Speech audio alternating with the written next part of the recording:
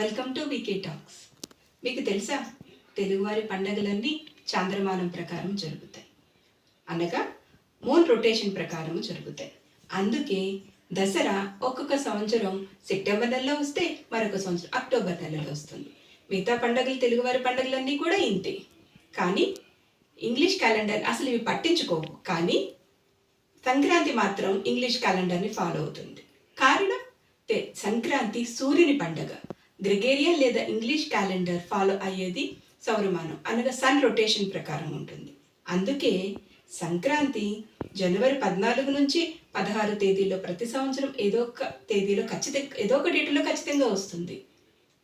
ఇదే మనము తెలుగు పంచాంగంలో చూసుకుంటే పుష్యమాసము లేదా మార్గశిర మాసం, 2 మాసాలు ఏదో ఒక మాసంలో వస్తుంది, కానీ ఖచ్చితంగా ఒకే మాసంలో రాదు.